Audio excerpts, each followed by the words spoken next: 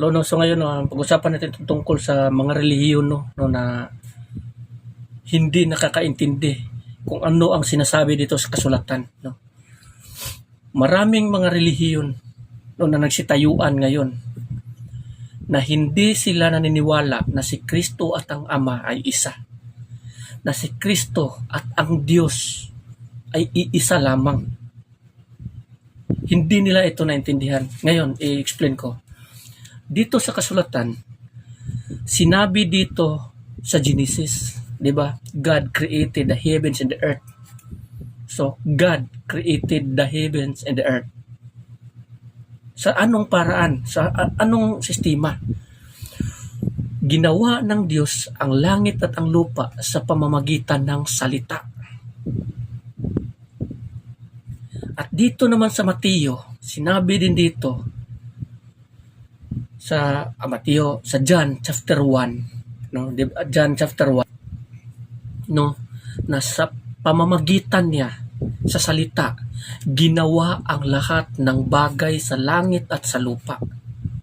At klaro rin dito na sinabi dito na ang lahat ng bagay ay ginawa sa pamamagitan ng salita.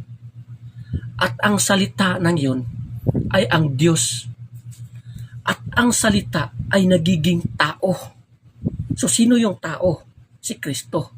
Nagkatawang tao, bumaba sa lupa. At sinabi rin dito sa John chapter 1, continue sa ilang verse, sinabi rin dito na pumunta siya sa kanyang mga tao, sa kanyang bayan.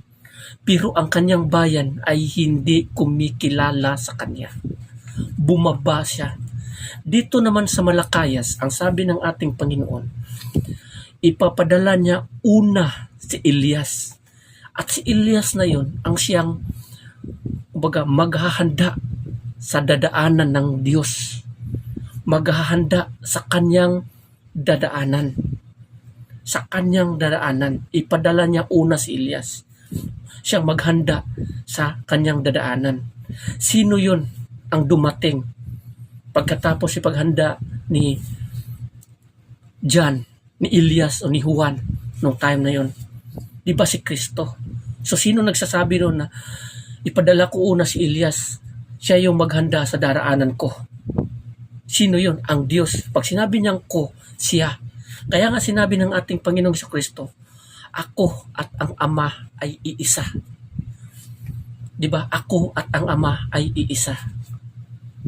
At sinabi din noon ni Felipe, di ba si Felipe, sabi niya na nakiusap siya kay Kristo, di ba sabi niya noon na, Panginoon, ipakita niyo po sa amin ang Ama. At okay na yon sa amin. Gusto niya, kumbaga nakiusap siya na gusto niya makita yung Ama.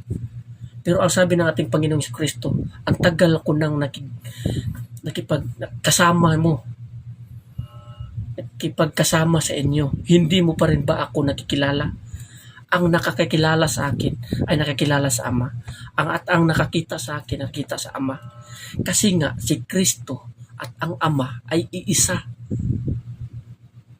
Kaya marami dito mga relihiyon na iba ang ipinapangaral nila mismo. Kumbaga, compare mismo dito sa nakasulat. Kaya nga, nakasulat sa Biblia, kaya nga sinabi ni Apostol Pablo, no, na kung mayroon man na sinuman na mangaral sa salita ng Diyos na iba sa kanilang ipinapangaral, yung tao na yan, iko-curse. Ano ba yung curse sa Tagalog? Yung, ano ba yun? Kahit anghel na pupunta or mangaral sa iba, na iba sa kanilang ipinapangaral, ay parusahan siya ng Diyos. Yun ang sinasabi dito. Dito ang Biblia, para ito siyang puzzle.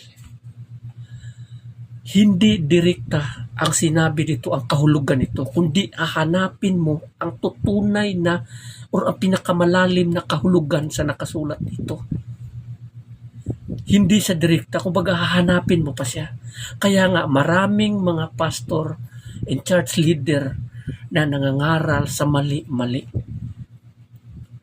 Yung itinuturo nila, yung pagkaintindi nila sa salita na ganito, ganyan, iba sa katotohanan.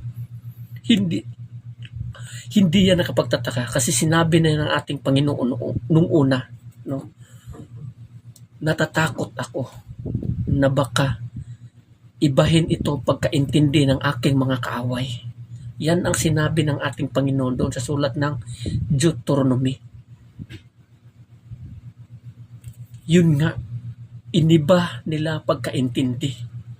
At hindi lang yan, marami pa dito nakasulat sa New Testament na nabago mula dito sa galing dito sa New Testament sa Old Testament. Marami po ang gumagawa niyan.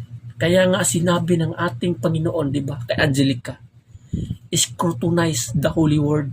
Ano bang scrutinize? Examine closely. Pag-aralan mo ng todo. Intindihin mo ang pinakamalalim na kahulugan.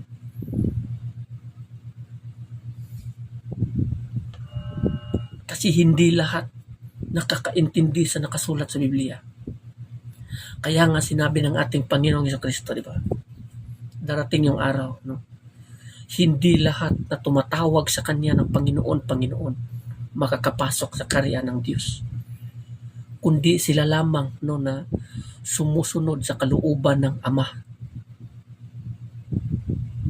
Hindi lahat. Dito sa atin, maraming mga tao na tumatayo ng mga simbahan, nangangaral sa salita ng Diyos.